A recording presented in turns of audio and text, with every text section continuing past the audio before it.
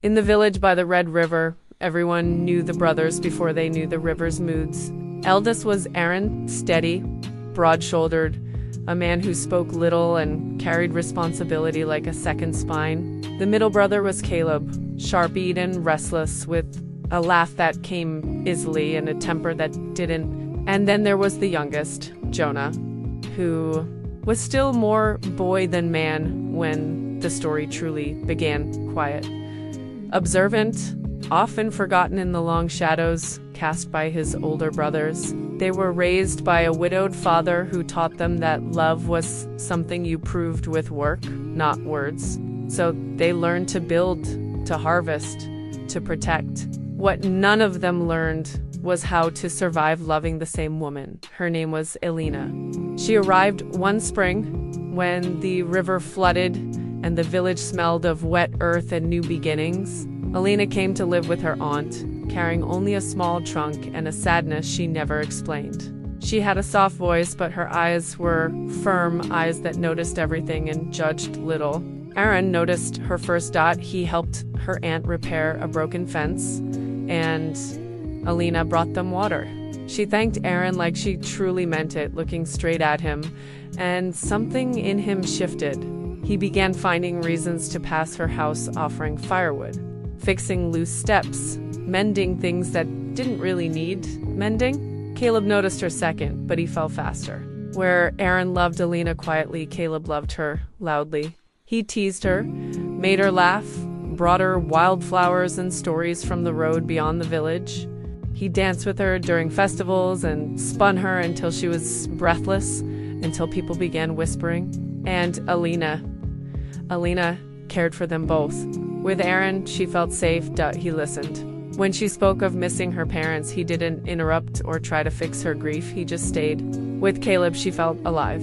He reminded her that joy didn't betray sorrow, that laughter was allowed. The brothers never spoke of it, but the tension lived between them like a third presence. Aaron noticed Caleb's hand lingering too long on Elena's arm. Caleb noticed the way Elena's voice softened when she spoke to Aaron. They loved each other as brothers, but love for the same woman sharpened everything. Jonah watched Dot. He always watched. He saw how Elena's smile changed depending on which brother stood before her. He noticed how she sometimes fell quiet when the brothers argued, how she flinched at raised voices. He noticed, too, how she spoke to him differently, more honestly, perhaps because she thought him harmless. Jonah walked her home often, not as a suitor, but as company. He asked her questions no one else did. What scared her, what she dreamed of, whether she believed love should feel like peace or fire. I don't know, she once admitted. I think I've been trying to choose between the two. Time passed, feelings deepened. Caleb asked Elena to marry him first. He did it impulsively, one night beneath lantern light, promising adventure and a life that would never grow dull. Aaron asked her later, carefully, with a ring he'd saved months to buy. He promised steadiness, a home that would never break beneath her feet. Elena asked for time. The village turned its whispers into expectations.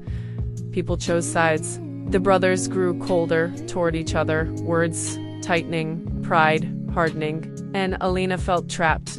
She loved Aaron. She loved Caleb, but loving them both was tearing her apart, and worse, it was tearing them apart. So she left. One morning, her house stood empty. No goodbye. No explanation. Just absence.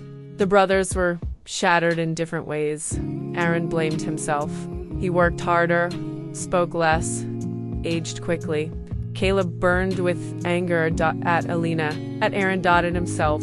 Eventually, he left the village to outrun his grief. And Jonah mourned quietly. Years passed. Then, one autumn, Elena returned. She returned not alone. She came back as Jonah's wife.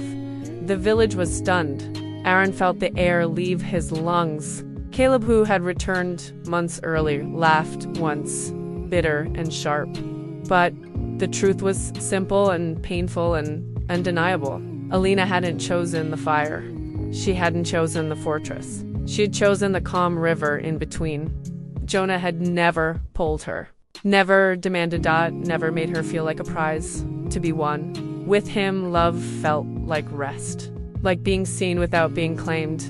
When the brothers finally spoke of it, really spoke, there were tears, there was anger, there was grief for the life each of them thought would be theirs. But there was also acceptance, because love they learned too late is not about who loves hardest or longest. It's about who makes the heart feel like it can finally come home. And sometimes the quietest love is the one that lasts